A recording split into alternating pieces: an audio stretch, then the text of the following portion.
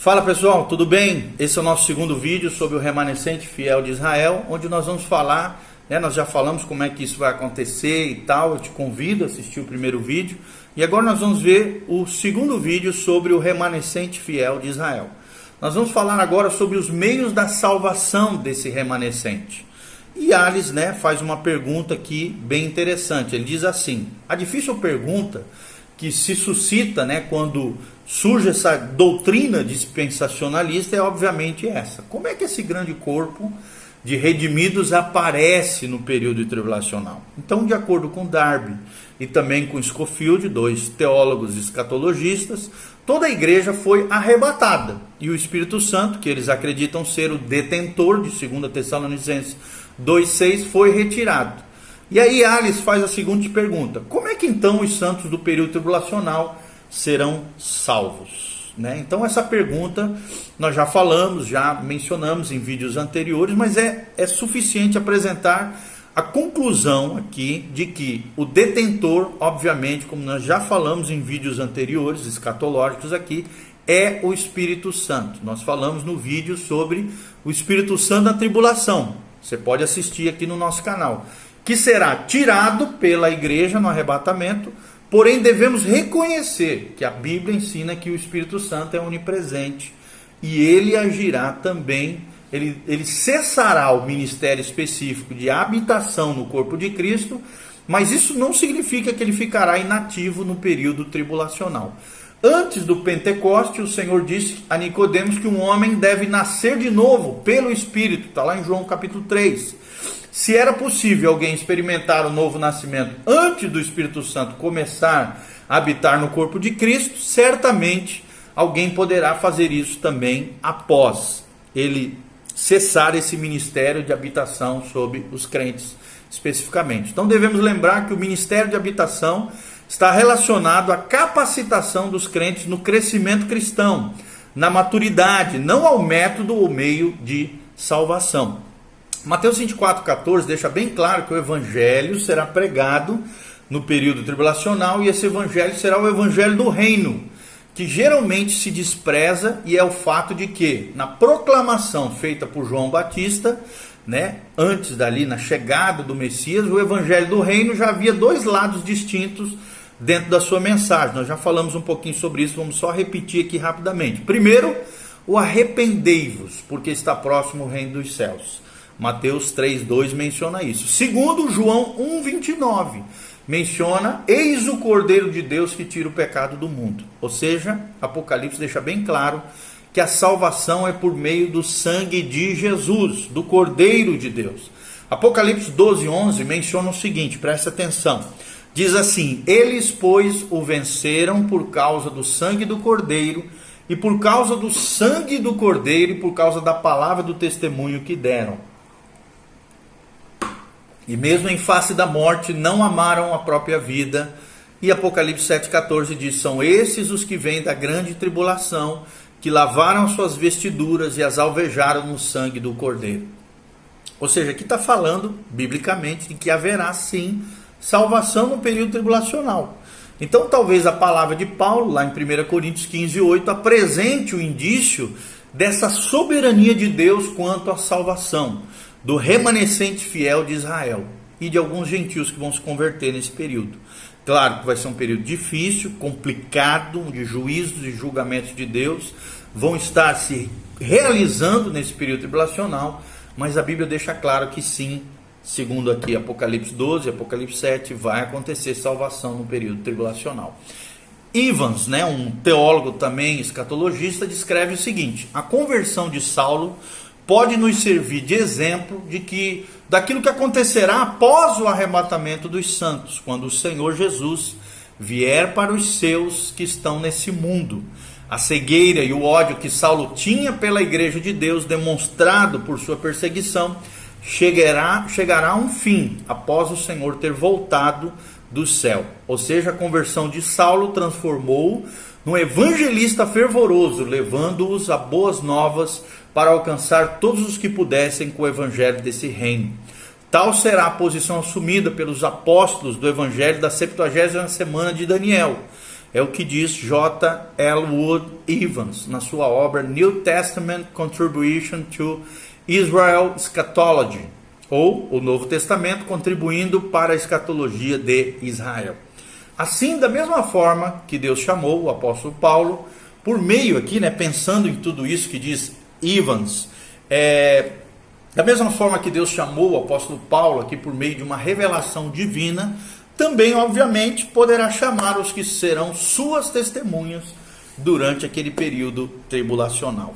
Qual vai ser o ministério desse remanescente fiel de Israel que vai passar por esse período tribulacional? Fica óbvio aqui, dentro daquilo que nós estamos falando, e com base principalmente em Apocalipse 12, versículos 11 e 17, que esse remanescente fiel tem a posição de um corpo de testemunhas durante o período tribulacional. O ódio específico de Satanás se deve ao fato de que eles têm o testemunho de Jesus, conforme Apocalipse 12, 17. Ou seja, o Antigo Testamento retrata Israel como uma testemunha de Deus às nações da terra. E Israel foi infiel a esse ministério. Porém, Deus levantará uma testemunha fiel durante a tribulação para cumprir o propósito original para essa nação. Outra coisa muito importante nós destacarmos aqui é a relação dos 144 mil selados aqui como remanescentes de Israel. Quando nós examinamos as profecias do Antigo Testamento, notamos que Deus tem um remanescente dentro do remanescente da nação de Israel. Ou seja, acredita-se que os 144 mil selados de Apocalipse 7 e Apocalipse 14 constituem parte essencial de um remanescente de Israel, separados por um ato soberano de Deus para serem testemunhas especiais durante o período tribulacional. Várias observações são importantes aqui.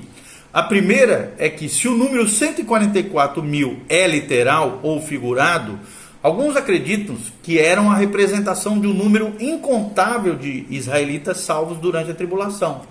Derby, um escatológico aqui, um teólogo escatologista diz o seguinte, errei a palavra, um teólogo escatologista diz o seguinte: o número é simbólico e ele é o número perfeito dos que escapam do remanescente em Israel. Somente Deus pode conhecer o número daqueles que ele sela. É o que fala Kelly, mencionando Derby nas suas obras acerca dos escritos de Derby. Scott também apoia a mesma opinião quando escreve o seguinte: o número dos selados é sem dúvida simbólico e simplesmente denota que Deus apropriou o número certo, mas limitado de Israel para si. É o que fala Scott, um outro teólogo.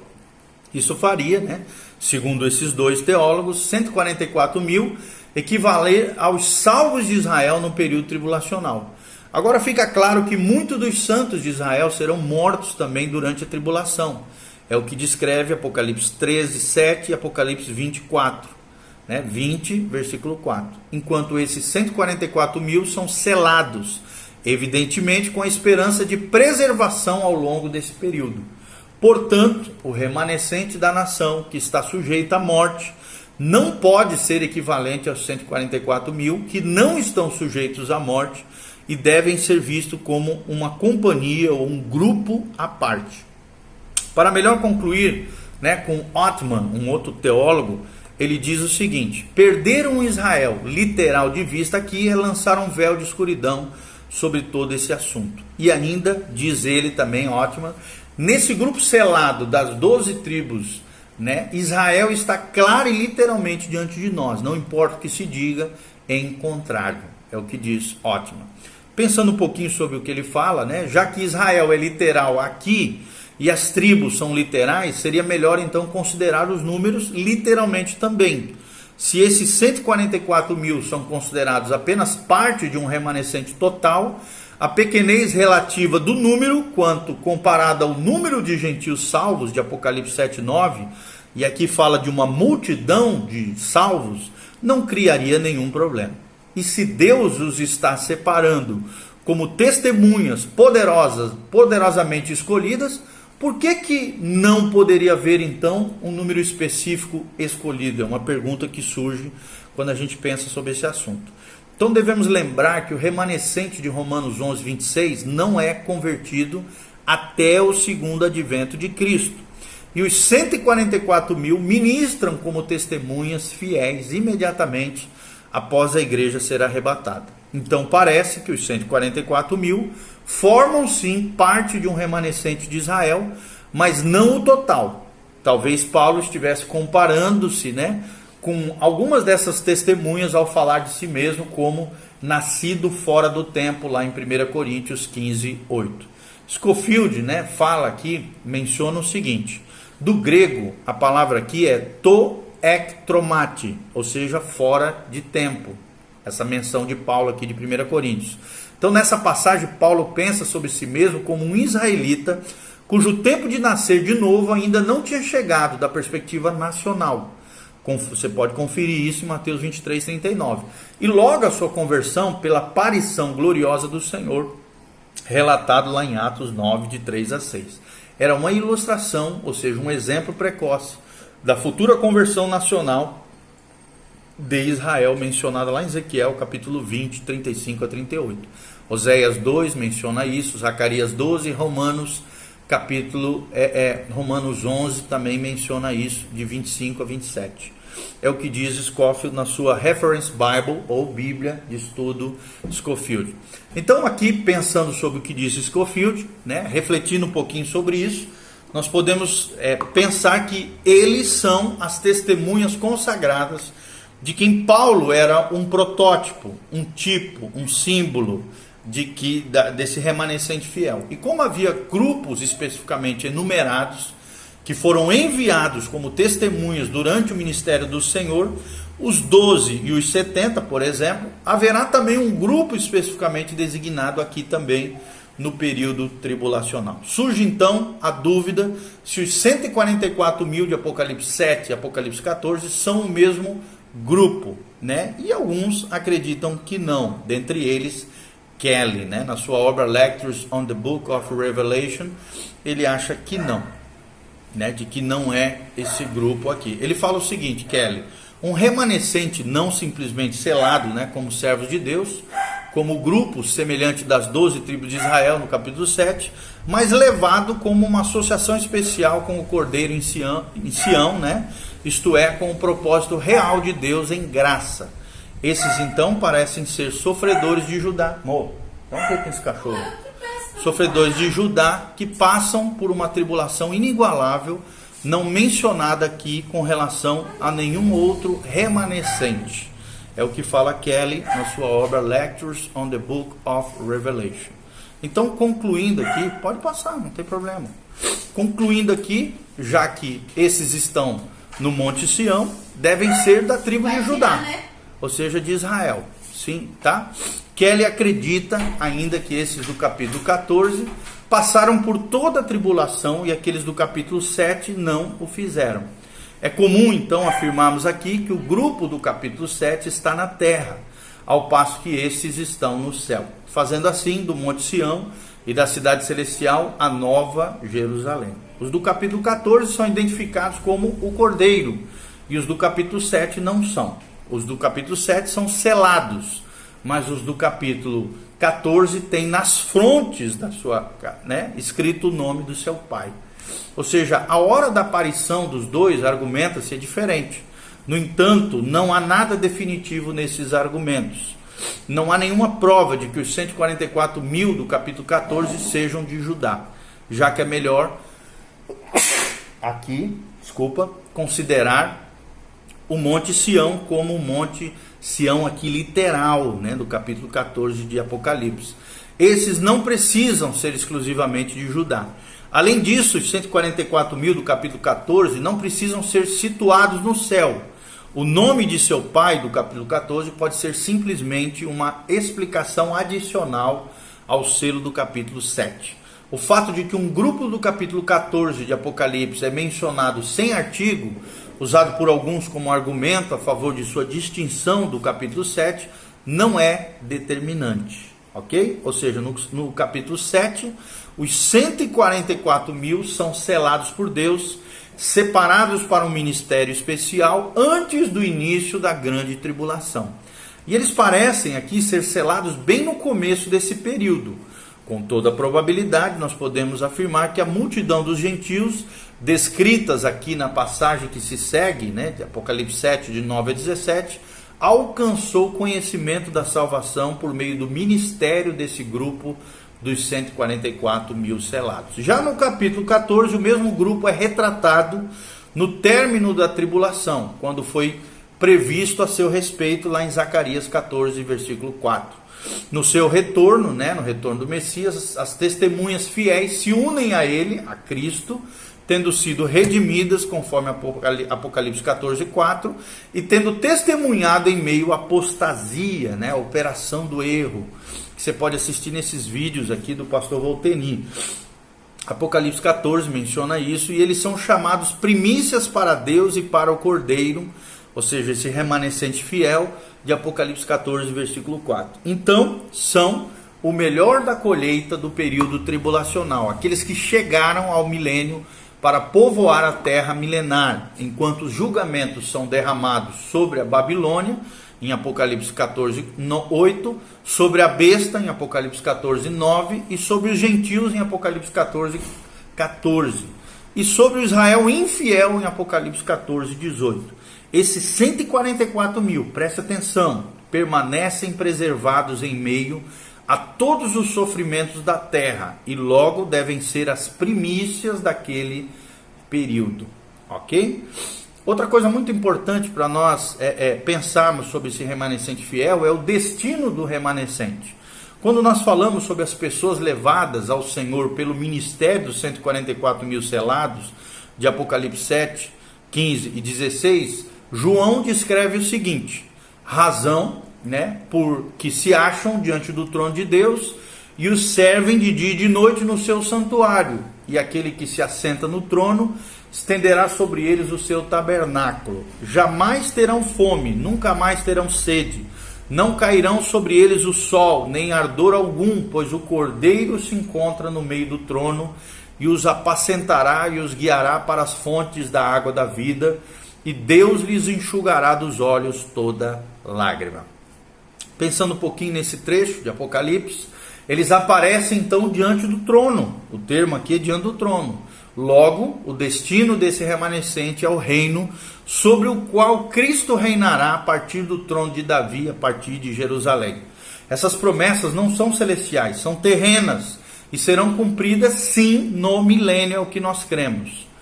E aqui nós encerramos então essa parte do remanescente fiel que nós estamos passando para vocês. Esperamos de alguma maneira estar contribuindo. Lembre-se, em toda a história do povo de Israel sempre existia um remanescente fiel. E hoje, né, nós observando toda a igreja aí, né, toda essa confusão que existe em nome de religiosidade, em nome de crentes, evangélicos e tal, nós vemos também muita apostasia, abandono, cegueira espiritual, mesmo dentro da igreja. Lembre-se, Deus sempre, em toda a história do plano profético de Deus, teve um remanescente fiel.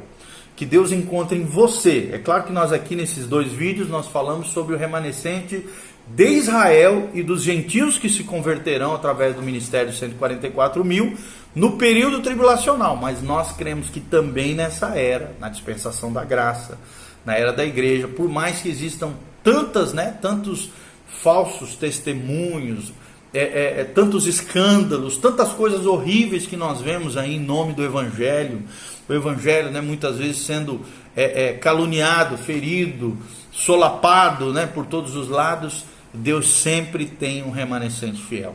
E você que está me ouvindo através desses vídeos, espero que você seja um remanescente fiel dentro da dispensação da graça, da era da igreja, porque Deus sempre tem seus fiéis.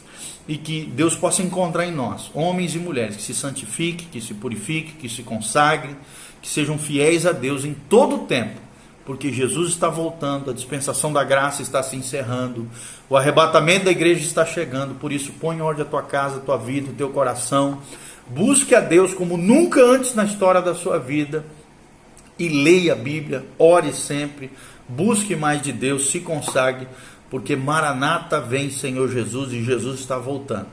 E a tribulação vai acontecer. Os julgamentos de Deus vão acontecer. Quer você crer ou não, A Bíblia é um fato, é uma realidade espiritual que vai se concretizar nesse mundo físico, material que nós estamos vendo. Está aí o coronavírus para mostrar, né? O povo apavorado, o mundo paralisado, os juízos de Deus já se acercando, os sinais aparecendo para a volta do Messias. Então, coloque em ordem a tua casa, a tua vida, que Deus te abençoe, te prepare, te consagre, e que você seja uma virgem prudente, consagrada, santificada diante do Senhor, aguardando a vinda do noivo, a vinda de Jesus, o arrebatamento da igreja. Amém? Siga-nos nas redes sociais, clica no link aqui debaixo do YouTube. Também te convido a acessar o nosso site da Igreja Batista Betel, www.betelonline.com.br. Tem o link aqui também no nosso canal do YouTube. Lá você vai assistir todas as ministrações do pastor Giovanni, do pastor Volteinino, dos demais pastores da Igreja Batista Betel. Nós temos ministrações, nós estamos colocando toda a nossa coleção, nossa biblioteca de vídeos disponíveis para você no site da Betel. Então é só clicar lá e você vai ser tremendamente abençoado por Deus e aprender coisas maravilhosas à luz da palavra de Deus. Amém? Deus os abençoe, a graça e a paz de Jesus esteja sobre você, sobre a tua casa, sobre a tua família, em nome de Jesus. Amém e amém. Um abraço, Deus os abençoe. Amém.